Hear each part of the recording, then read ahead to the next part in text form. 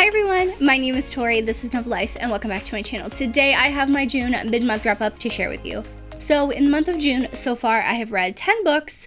I am filming this on June 14th, so a day early. I'm currently in the middle of 2 books, but 10 books is still really good for me, and I'm excited to talk about them because some of them were pretty good. Some of them were not so good, but that's okay. So, as you can tell, I have a cold. I apologize. I'm sorry if my voice sounds a little different. That's just how it's going. I gotta film, and I have a little bit of a cold, so I sound a little different. Anyway, for a breakdown of some statistics so far for the month of June, like I said, I've read 10 books. I had 0 physical books, 4 ebooks, and 6 audiobooks. As you could tell, for me, I've been listening to more audiobooks. For a breakdown of genre, 5 were dark romances, 5 were contemporary romances.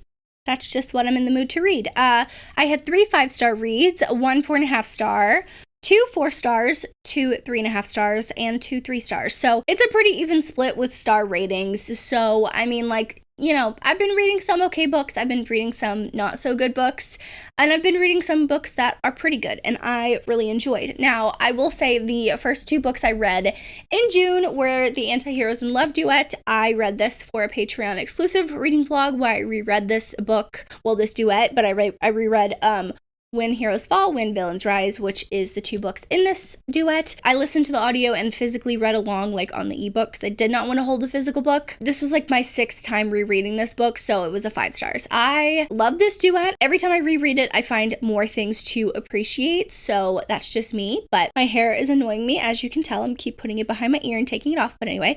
I really enjoyed this duet. This is one of my favorites by Gianna. I know it's not everyone's favorite, but it is my favorite. So, yeah. The next 2 books I read were actually on ebook, technically, but I do have the physical books because I got the Mystic Box editions of Raw by Bella Aurora. This is a new to me author. I don't think I've read anything by her other than this book. This one is a fairly old book. It came out in like 2014 or something like that. I enjoyed the first book. I gave it 4 stars. It is a stalker, but he's also a billionaire. It also takes place in Australia, which is actually a little bit different than what I was expecting. Even though they're both American, they met when they were really young. He has kind of like a revenge thing going on. There's a lot that happens in this book, I'm not gonna lie. There's a lot that goes on, but I will say I still really enjoyed it. I flew through this book. I mean, it's not really long. It's on Kindle Unlimited, which is where I read it. I was not physically reading this book. But then I went ahead and jumped into Raw Rebirth because this is like the follow-up. The way that the first book ends, like I needed to jump into this book. And as you could tell, this one is a lot bigger. Now, I gave this one 3 stars. This was not my favorite because you have a lot of other perspectives in this book that I personally did not care about. It goes with like the overarching plot of the book and everything that's happening, but for me, I did not care. I cared about the couple, the main couple, and what was happening. Maybe 1 or 2 of their friends that were like an intricate part of the story, especially in the second book, but there's like 2 or 3 other perspectives that I just could not care less about, and I honestly skipped over those. That's just how it went for me, but I'm glad I finished these 2 books because now I can say I've read these special editions, which sometimes I can say that I have not read a lot of my special editions, but I'm trying to get better about when I get special editions, reading them to see if I want to keep them. I will probably post these for sale at some point later on, but right now I'm going to keep them because I did enjoy the first book, and I don't want to just sell the second book because it's kind of like definitely goes together. So, I mean, I'm not mad that I tried Bella Aurora. I want to try some of her newer stuff because these were released, like I said, in 2014 or something like that, so they're relatively old. I was still in the dark romance mood, so I jumped into The Predator by Rune X. So this was one that I downloaded on KU and I got the audiobook for because I think it was in the Audible sale or something like that. And I saw a lot of people talking about this kind of mafia romance and Tristan being kind of like an anti-hero. And I was like, I love that. That's what I want. That's what I'm in the mood for. And I'm not gonna lie, this was not my favorite. I had some like issues with the pacing in the beginning of the book. Like, I like a female character where she is very strong and she has a lot of things going for her. And in this case, she is very independent. She is very strong. But then you have her dad, who is basically like a complete asshole. And there's 2 rival families. Like, she's part of one family and Tristan is part of the other. And they kind of not been at war, but they've like thought of each other as rivals. So like she starts going to him for certain things when her father starts like doing weird things. I don't know. The whole situation was weird, but I also didn't know that this book ends on a cliffhanger and that there's a second book, what is it called? whatever the blue cover is. I do have the audio for that. I did not feel like I wanted to pick it up. I gave this 3.5 stars. I would say, I don't know, for some reason, Gothicana by Runex is like one of my all-time favorite like autumnal reads, but this one just didn't hit for me the same way, and I don't know why. I don't know why it just didn't hit for me, unfortunately, so yeah, I don't know. I have the second book. I don't feel the need to pick it up, because I have a feeling that's where you start to really see them as a couple, because you don't really get that in the first book. But yeah, it just didn't really work for me. So that one's a 3.5 star. Then we just kept going on with the 3-star reads, which I was kind of getting slumpy by this point. And I picked up A Dose of Pretty Poison by Kelsey Clayton. This was a new to me author. I don't know. I think it was when I filmed my Kindle Unlimited TBR video that I wanted to find some books that like interested me, and I was just, scrolling through my Kindle app, seeing what was there, and this one popped up, and it was, marketed as a Brother's Best Friend romance, which is, I love Brother's Best Friend, and I was super excited. Now, this one disappointed me. So this is a trilogy, right? I don't understand why it's a trilogy. The first book is like 350 pages or like 400 pages. I don't understand why it dragged on so long. Like, it really, really, really irks me when authors drag out a book for literally no reason into multiple books or just a duet. So like the Antiheroes in Love duet, I feel like it is perfectly placed to where she cut it and then she continued on with the next book. Both books are relatively 300 pages-ish. I know Gianna is kind of wordy, but with this book was 400 pages of just the relationship developing between her and then her brother's best friend. It's a small town. They're home for college. Like, apparently they play hockey. There was a lot of things thrown in there that I was like, what the heck? And the end of the book ends on a cliffhanger, and it's like, he goes up to his best friend and is like, I have feelings for your sister, and that's it. That's where it ends. I'm like, all of this book led to that moment. Are you joking? So it really just felt very dragged out to me. There was kind of like repeat conversations over and over and over again, which I personally did not enjoy. I mean, like, her writing is solid. It was fine. I just personally did not like the pacing of that. So yeah, wasn't for me. Then I picked up something fun, because that's what I wanted, and I picked up The Billionaire by Marnie Mann. So I've said this before, that this Dalton Brothers series is just a spicy, fun, good time, and sometimes I just want that, and I picked up this book because that's what I was in the mood for. So with this series, I know what I'm getting into. I know the characters are going to get together fairly quickly. I know that the characters are going to go at it and have spicy times, and it's going to be fun, and that's exactly what this was. He's a billionaire. He is a real estate attorney.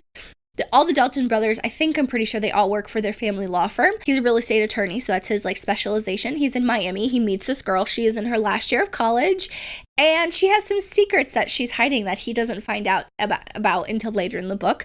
But they have this really like kind of whirlwind thing in Miami, and then when he goes back to California, they still keep up with texting and FaceTime and phone calls and stuff like that. So they fly out to see each other, and I just had a really good time with it. I think they're all solid reads. I gave it 3.5 stars. I would definitely recommend it if you're looking for like a spicy good time.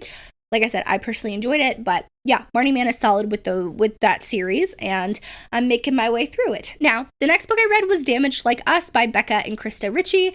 This is the, I don't know what series, it's the Like Us series, but it's like the spinoff from the Addicted series. So basically it's all of their kids. If you've read the whole Addicted series, you know that they have a bajillion kids. All 3 couples have like a bajillion kids. And this is Mafi's story. Mafi is the oldest child. He is Lily and Lo's first child, and he has a romance with his bodyguard, Pharaoh. And I was nervous because Lily and Lo are literally like one of my least favorite couples in the Addicted series. I just don't particularly like their dynamics. I liked seeing them as parents in this book. So it was really enjoyable. I also didn't know that their story isn't done in this book, so I definitely have to continue. I do have a Patreon vlog coming out next week where I read this and another book. These are 2 books. This is one of the books that my Patreons picked. This is one of the books that my patrons picked for me to read in June and vlog it, along with another book that I'm currently in the middle of. But I give this one 4.5 stars. I really enjoyed it. I love the bodyguard forbidden aspect thing. That's just something I personally enjoy. I love, especially when there's high stakes, especially if they're famous, which in this case, Mafi is famous. And, he's trying to keep this secret with Pharaoh. But then there's some things that come out with their family that the family thinks that he's like dating his cousin Jane, which Jane is just like, his best friend in the whole entire world.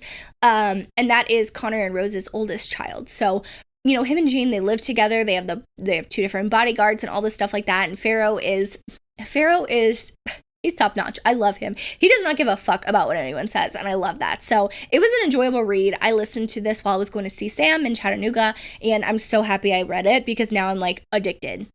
Haha, get it? Like Addicted, the Addicted series. But now I'm like, I want to continue reading. I think I have the second audiobook. I'm pretty sure I have that in my Audible library, so I hope to get to that soon. I have a lot of books I want to read. The next book I read was Reckless by Elsie Silver. I was going to wait till closer to our Cover to Cover book club live show to read this, but it came out June 9th. I read it. Well, I listened to the audiobook June 10th because that's when it was released. I couldn't help myself. I had to pick it up and read it, and I'm not mad. It's a 5-star read. And I know people will always compare Cade to every other hero that Elsie Silver writes because when she wrote Cade, she had a way of writing him, right? And we're going to dive into this in our Cover to Cover live show later in the month and on the 27th on Sam's channel. But I will say that Cade and Theo are 2 different heroes. I personally think, like, of course I want to say, like, who's your favorite, but I think it's a personal thing of what kind of hero you like. Cade is possessive in a different way than Theo is possessive, if that makes sense. Theo is sunshine, Cade is grumpy all the way. So their possessiveness comes out in different ways. I am not a fan of Secret and or Surprise Baby, but Elsie Silver, she did it well. I had to suspend my belief a little bit with some of the things that happened, but it was a solid 5-star read. I loved it. I love this series. I love the way Elsie Silver writes banter. I just loved it. I had such an enjoyable reading experience. There was no way that it wasn't going to be a 5-star read for me. And the last book that I read to wrap up this mid-month wrap-up is Keep Her Safe by QB Tyler, which this book comes out June 15th, so if you're watching my mid-month wrap-up, it's already out. You can go pick it up. This is another bodyguard romance, and I will say, for me, What Was Meant to Be is my top QB Tyler book. That is my 5-star, set the level for, like, that sets the bar for QB Tyler's writing, or for her books, in my opinion, right? This one falls right underneath it. In What Was Meant to Be, I loved JP, and I really loved our female character. And in this case, I loved Damien a little bit more than I loved our female character. I liked the forbidden aspect. I liked the stakes that was there with that forbiddenness because she is famous. He is the bodyguard for her. He's trying to, like, literally keep her safe, literally trying to make sure nothing happens to her. And I personally like the dynamics. The beginning was a little rocky for me. I would say the first 10%, it took me a couple days to get into, but after that, I like flew through the rest of the book. I think I read it in like one night. So I would say if you're going to try out this book by QB and you've read her before, give it a little bit of time. It's a little slow at the beginning because she's setting up the dynamics of the characters and all that stuff like that, but it was a solid 4.5-star read for me. I rated it 4 on Goodreads, but it's a 4.5-star read. It was a solid read for me, and I really enjoyed it. So yeah, it's another solid hit by QB Tyler. I mean, she's one of my go-to Spice Queen romance authors because she knows how to do it all, like put it all together in a nice little cute package with a bow, and I just enjoy them. So those were the 10 books I've read so far this month. You can let me know in the comments what your favorite read so far this month is, because it's Book Bonanza next week and I'm trying to prepare and get caught up with videos. Drop me like sunshine because I'll be in Texas and it's gonna be hot as hell. Drop me some like sunshine emojis, stuff like that. But thank you so much for watching. Make sure you like and subscribe for more content from me. As always, I hope you're living a novel life, and I will see you in my next one. Bye, guys.